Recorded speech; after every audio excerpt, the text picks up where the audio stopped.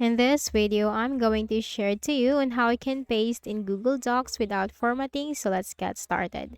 So open your Google Docs. Okay, you have this one from here. And now we are just going to copy a text from this Microsoft Word document, Control C to copy.